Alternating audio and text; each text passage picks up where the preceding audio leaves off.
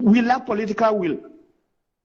Can we say that the government of Ghana once said Abagre causing trouble? So many lives are being lost. 4 years, people have been, soldiers and police have been lying ambushing Bawku because of one person. He's above everybody.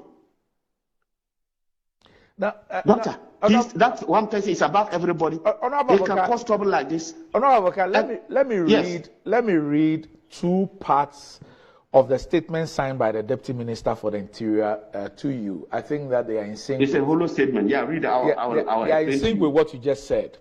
Yeah. The return to Bawku on 24th October 2024 of Mr. Seydou Abagre, who was illegally skinned. This is the statement.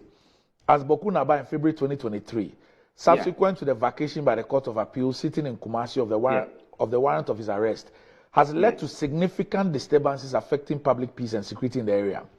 Unfortunately, these disturbances have resulted in the loss of numerous lives in Bawku and its environs, with a looming threat of escalation beyond Bawku. Based on assessments by national security agencies, the continued presence of Mr. Seydou Abagre in Bawku poses a substantial threat to public safety and security. In light of the foregoing, pursuant to the provisions of the Public Order Act, 1994 Act 491, a curfew is hereby imposed on Bawku from 6 p.m. to 6 a.m., commencing Monday, 28 October 2024 until further notice. My point is that the Ministry of Interior has actually identified the source of the problem. And they say it is an individual. And it is the vacation of the decision. And it is returned to Bawku. However, they say that in resolving the issue, and that is what has led to the escalation of violence and tension, but in resolving the issue, they are imposing a curfew. Is it to suggest that the state cannot fish out this individual, or the state cannot take any measures to ensure that this individual is not at Bawku and its environs? Yeah, your guess is as good as mine for any Ghanaian. So all those who do not know the facts, the state has summarized it for us. That Abagre, who was esteemed by the Nigerian, is an illegal chief. That the act was an illegality. And therefore, he cannot rival the Bawku Naba. And therefore, he cannot be in Bawku as a chief. So if you impose curfew, and curfew has been there for the past 4 years, what they have done is to bring it back from 6 to 6. It used to be from 10 p.m. to 6 a.m. They only brought it back by 4 hours in the evening. Not that there's a change. And Doc, and look at the Kusasi or the Bawku people. Everybody in Bawku has suffered for the past 4 years in the following manner. One, they have been curfew in Bawku since 2021. Curfew in Bawku since 2021. And me and you know that curfew is only a temporary measure. Curfew doesn't solve the problem. Government imposes curfew so that they can take control of the situation within a week or 2 or a month or thereabout. Not for a year, 2 years, 3 years, and 4 years.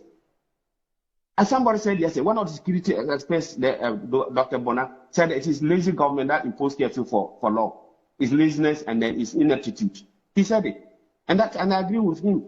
Now, besides curfew, people in Bawku don't wear smokes. Because they said that, national security said that when they wear a smoke, they hide a weapon. And so for 4 years, we don't wear smokes in Bawku. Even the chiefs, when they are going to the paramount chief in Bawku, they have to wear a t-shirt or wear a singlet, some other type of dress, unless they get permission from the security, or unless someone paid that we are permitted to wear smoke on that day, and that is the end. What sort of humiliation is this? And that is not even all. Worse still, in Bawku, for 4 years now, men and women alike, workers, family, they don't ride a motor. They have banned the riding of motorcycles in Bawku. And you know that that's the means of transport in the rural area. Motorcycle. The poorest man buys a motorcycle. A nurse goes to work. Then a teacher goes to school. Because he may be staying 5-6 kilometers away from the school, etc. Then farmers go to their farms. For 4 years, nobody rides a motorcycle in Bawku municipality. Do we have a government in place that because of one person, everybody is being humiliated and dehumanized? And as if that is not enough. Look at the Tamale, Walawale, Bolgatanga, highway. It's now a no-go area for all people going in the Upper East region, particularly Kusasi. For the past 3 days, they have killed about 20 Kusasi on that route. They stop all the buses. They line them up for hours and then stretch from one bus to the other, looking for Kusasis. They get your ID card, you have a Kusasi name or a similar Kusasi name like Frafra. Avoka is both Kusasi and Frafra. Anaba is Kusasi and Frafra. Extra, they will kill you. And they've killed so many people. So I wonder, Vice President Dr. Bawumia, that is his home. Walawale town, his house is there. He wants to be president of Ghana. He's number 2 in the country. He's in charge of police security in the country. And yet, they can be killing people and burning buses in Walawale, and nobody cares. Dr. Randy, is it a terrorist country? Now, is this a terrorist country? Now, is there a government in place and he wants to be president of Ghana?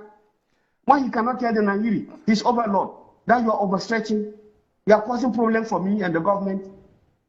Now, Honorable Avoka, the statement that the government released yesterday. Yes. So besides Cletus, what next? I'm very happy. They've done very well. They've identified the problem, and the problem is the presence of Cletus Avoka in Bawku, and then therefore you impose curfew. Is it not a mockery? Is that not an insult to Ghanaians? Now, so can we say? And finally, Bawku shares a border of Togo and Burkina Faso. In fact, there's a pillar in my own village, Teshi. I come from a village called Teshi in Zebula. A pillar is there.